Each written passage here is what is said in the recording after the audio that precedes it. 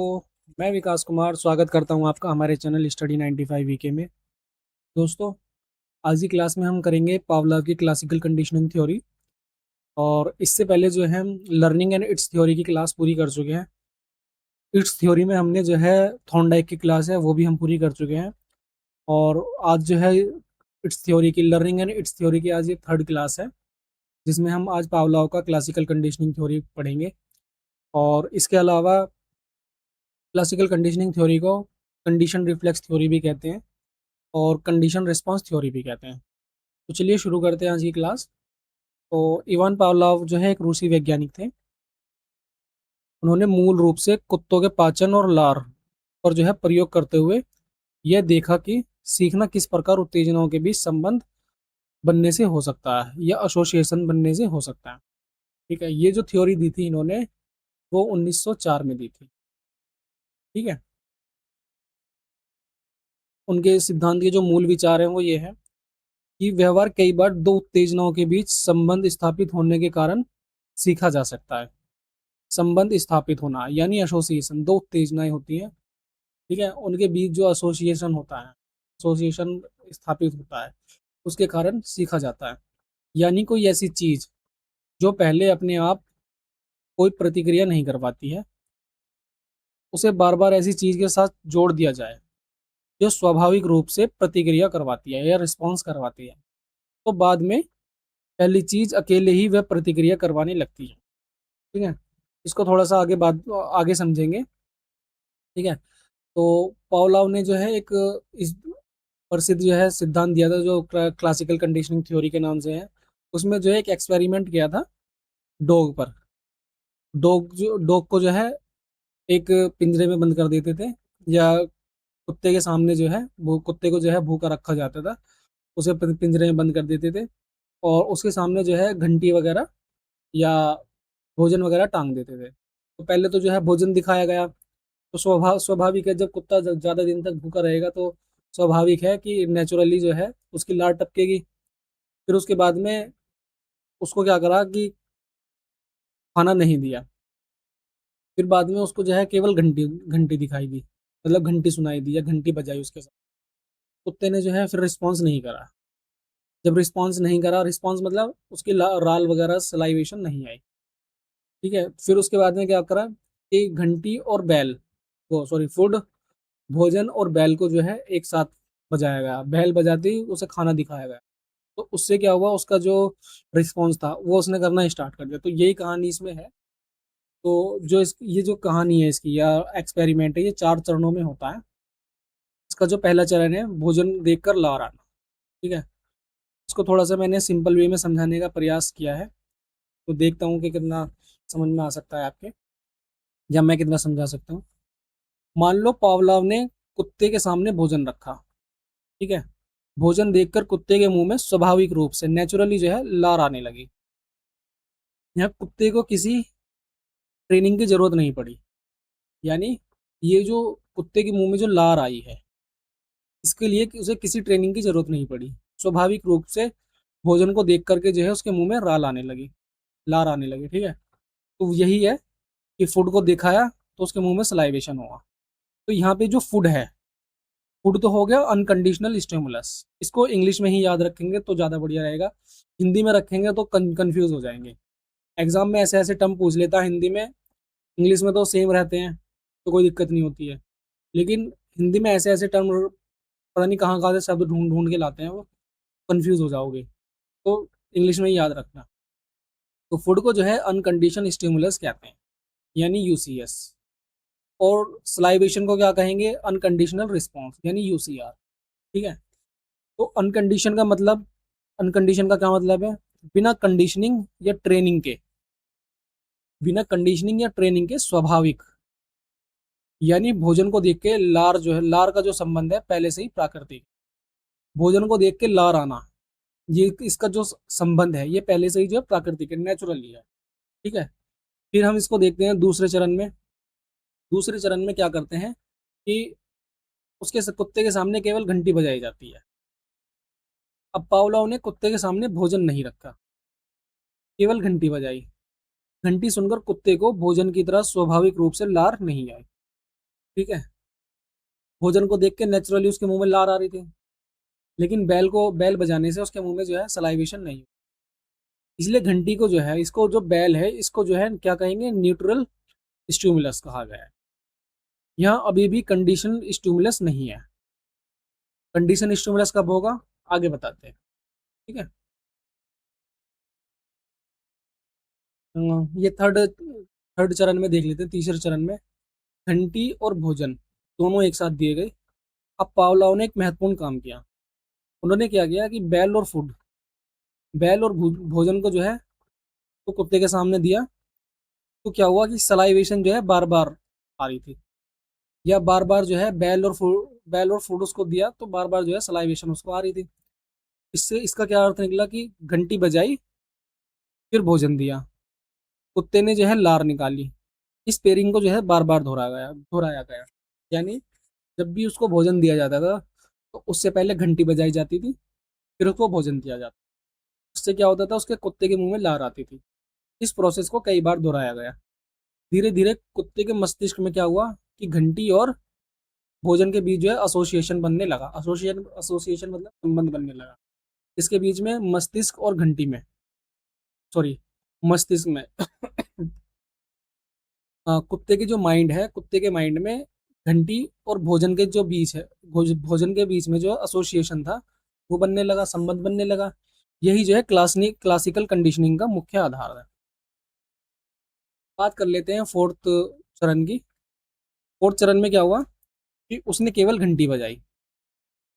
ठीक है। अब पावलाव ने क्या किया कि केवल घंटी बजाई, भोजन नहीं दिया। फिर भी कुत्ते के मुंह में लार आने लगी। क्यों? क्योंकि जो उन्होंने थर्ड चरण में उन्होंने किया था कि पहले घंटी बजाई फिर भोजन दिया, उसके मुंह उस इसकी वजह से उसके मुंह में लार आने लगी। तो उसके दिमाग में यही चीजें बैठी हुई थी। तो इस बार क्या किया कि उन्होंने क्या ना केवल जो है बैल बजाई, घंटी बजाई और भोजन नहीं दिया। तो उसके दिमाग में बैठ गया था कि बैल बजने से भोजन मिलता है। इसलिए जो है बैल की आवाज सुनते उसके मुंह में जो है सलाइवेशन आ। अब घंटी पहले वाली न्यूट्रल जो स्टिमुलस थी वो नहीं रही, वह बन गई है कंडीशनड स्टिमुलस। और घंटी सुनकर आने वाली लार बन गई है कंडीशन रिस्पॉन्स। ठीक है। जो पहले जो घंटी पहले अनकंडीशनल स्टिमुलस थी और लार जो है अनकंडीशनल रिस्पॉन्स था, वही जो है घंटी अब अनकंड वो सॉरी कंडीशनल स्टिमुलस बन गई है और लार जो है कंडीशन रिस्पॉन्स बन गई है। ठीक है। अब इसको जो है थोड़ा सा शॉर्ट वे में समझते हैं, एक नज़र में देख लेते हैं इसको। जो फूड पहले अनकंडीशनल स्टिमुलस था उससे रिस्पॉन्स कैसा आ रहा था, अनकंडीशनल रिस्पॉन्स आ रहा था फूड को देख करके, पहले वाले चरण में। दूसरे वाले चरण में क्या था कि जो बैल था वो न्यूट्रल स्टिमुलस था, कोई विशेष सलाइवेशन इससे नहीं आई। ठीक है। तीसरे वाले चरण में क्या था कि बैल और फूड जो है उसको दिया दिया गया, तो उसको देख करके उसको जो है सलाइवेशन आया। तो ये जो बैल है ये कंडीशन स्टिमुलस हो गया और सलाइवेशन जो है वो कंडीशन रिस्पॉन्ड हो गया या रिस्पॉन्स हो गया। सबसे महत्वपूर्ण परिवर्तन न्यूट्रल स्टिमुलस, कंडीशन स्टिमुलस और अनकंडीशन स्टिमुलस से कंडीशन स्टिमुलस के बीच में है। इन चारों टर्म को बहुत अच्छे से समझते हैं। ठीक है। अनकंडीशन स्टिमुलस यानी ऐसा स्टिमुलस जो बिना किसी लर्निंग या ट्रेनिंग के स्वाभाविक प्रतिक्रिया पैदा करती है। अनकंडीशन का मतलब हो गया जैसे हमने उसको भोजन दिया, भोजन देने के बाद में उसको जो है लार आई, तो लार क्या था, अनकंडीशनल रिस्पॉन्स था। और फूड क्या था, अनकंडीशन स्टिमुलस।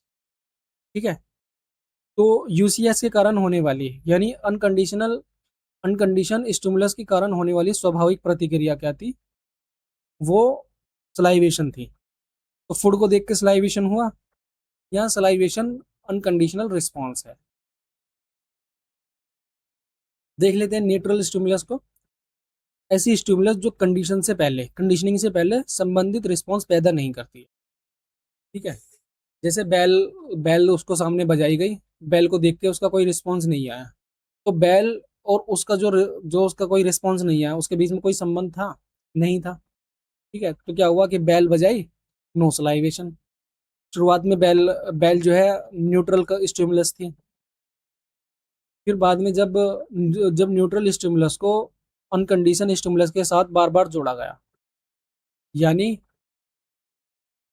जब जब जो है न्यूट्रल स्टिमुलस थी, बेल जो है जब न्यूट्रल स्टिमुलस थी, उसको अनकंडीशनल स्टिमुलस यानी फूड के साथ बार बार जोड़ा गया, तो न्यूट्रल स्टिमुलस बाद में स्वयं रिस्पॉन्स पैदा करने लगती है।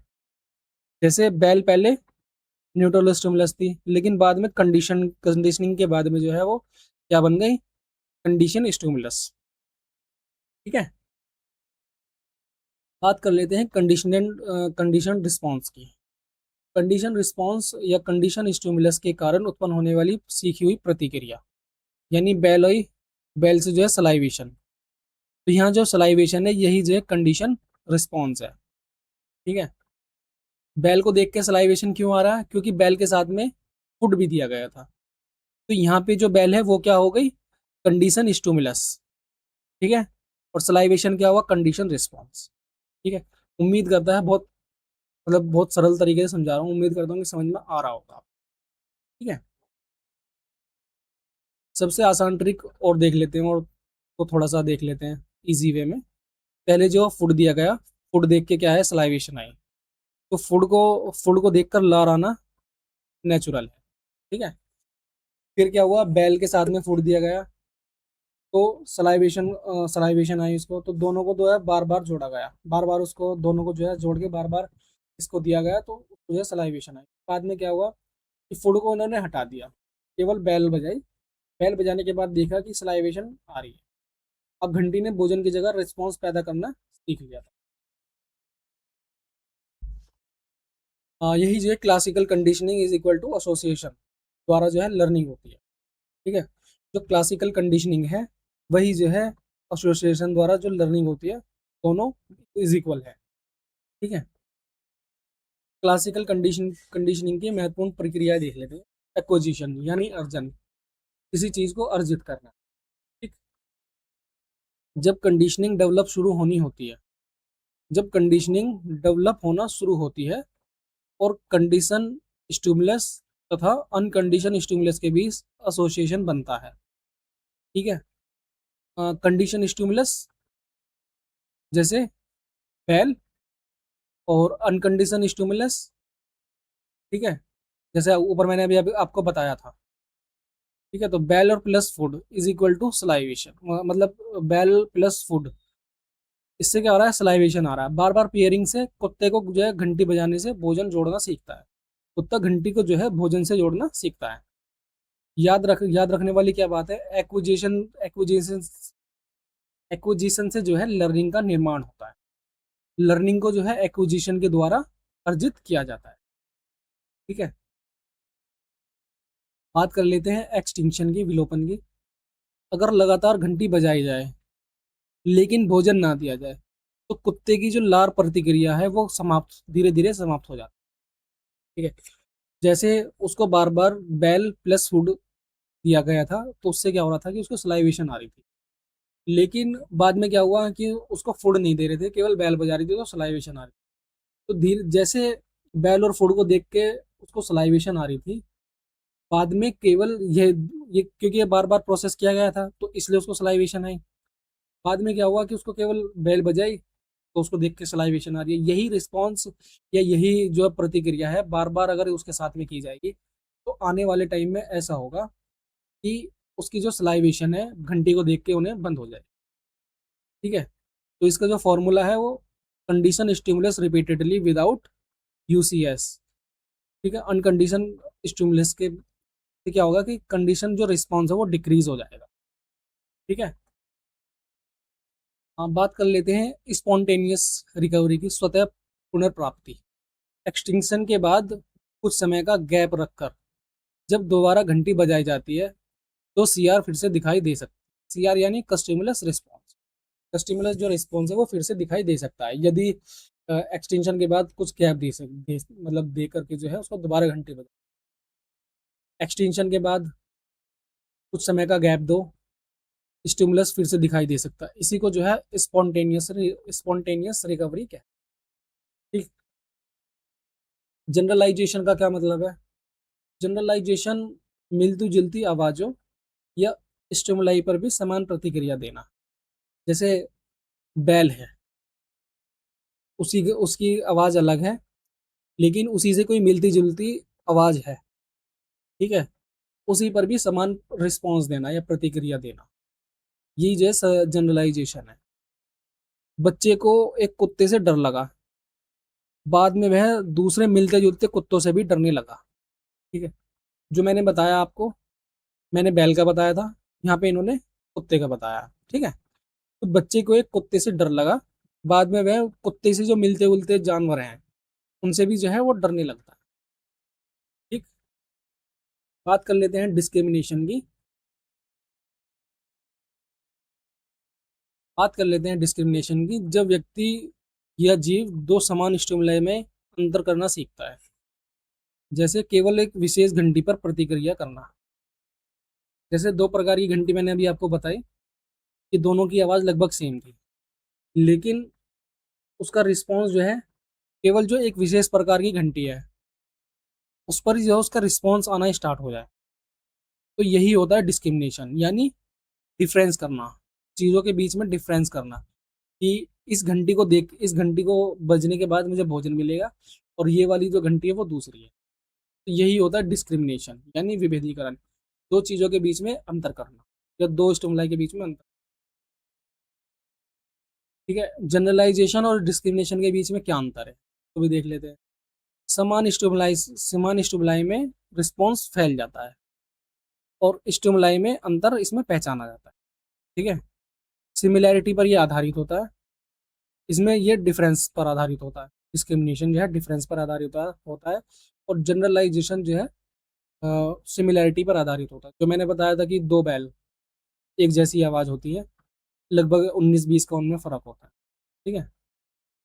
कई समान स्टिमुलाई पर रिस्पॉन्स, कई जो है एक समान जो स्टिमुलाई होती है उस पर जो है रिस्पॉन्स आना, वो जनरलाइजेशन है। केवल विशेष स्टिमुलाई पर रिस्पॉन्स करना, केवल एक विशेष प्रकार की बैल पर जो है रिस्पॉन्स करना, ये डिस्क्रिमिनेशन है। दो चीज़ों के बीच में अंतर करना, और इसमें जो है दो चीज़ों के बीच में अंतर ना करना, यानी दो समान चीज़ों पर आधारित हो, जनरलाइजेशन। ट्रिक देख लेते हैं। जनरलाइजेशन जनरल रिस्पॉन्स पैदा करती है, ठीक है, और डिस्क्रिमिनेशन जो है डिफरेंस पैदा करती है, डिफरेंस या पहचान ये मतलब डेवलप करती है। पावला शिक्षा में पावलाव का सिद्धांत, ठीक है।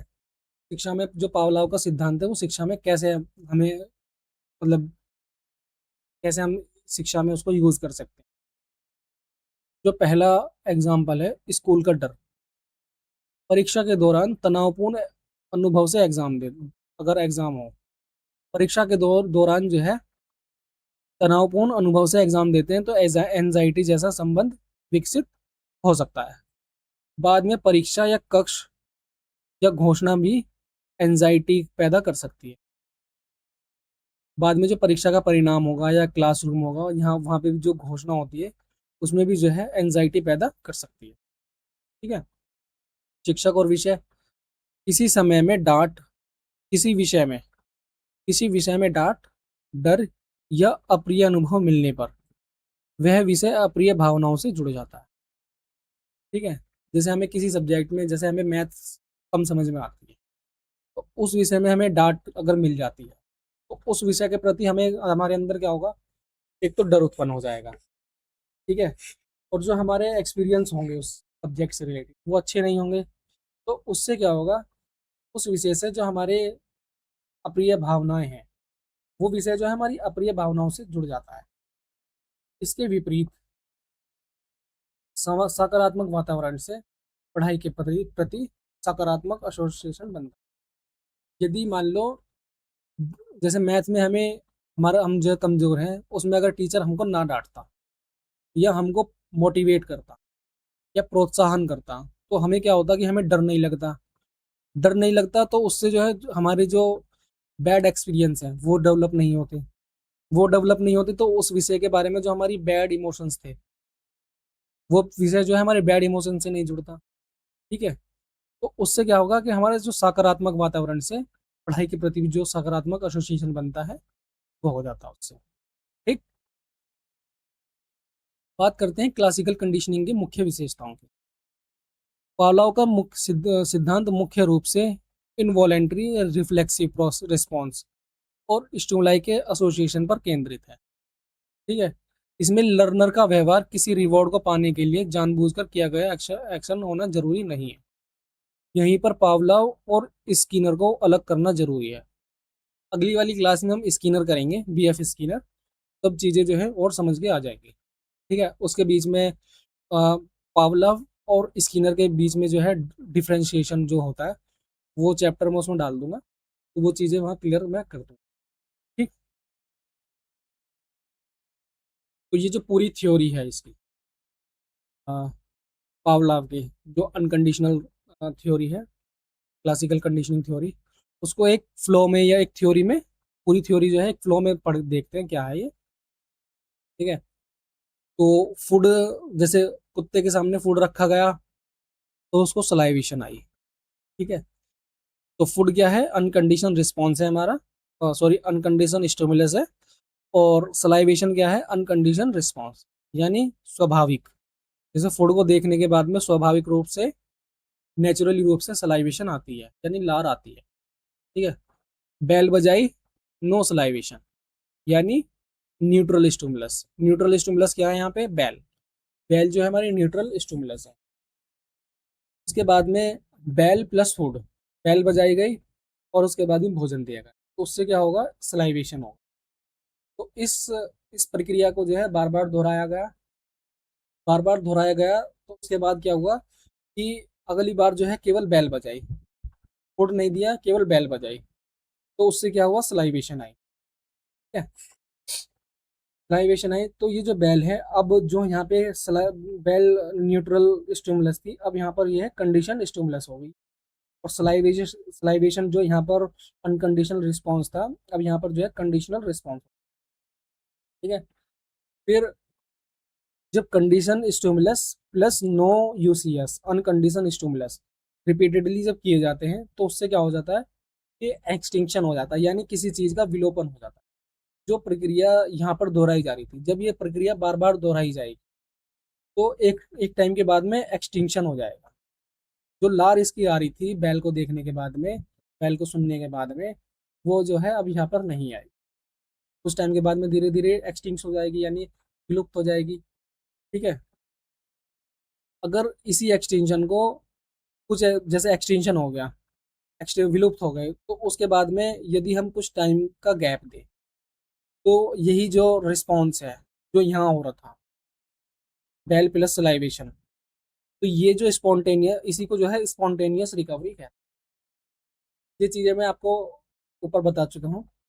अगर अब भी आपको थोड़ा सा नहीं आ रहा है तो वीडियो को जो है थोड़ा सा बैक करके देख लेंगे। ठीक है, तो एक लाइन में पूरी थ्योरी को समझ गए। पावलोव का कंडीशनिंग क्लासिकल कंडीशनिंग सिद्धांत बताता है कि जब एक नेचुरल न्यूट्रल स्टिमुलस को बार बार किसी अनकंडीशनल स्टिमुलस यूसीएस के साथ जोड़ा जाता है, तो न्यूट्रल स्टिमुलस बाद में कंडीशन स्टिमुलस बन जाती है और स्वयं एक कंडीशन रिस्पॉन्स उत्पन्न करने लगती है।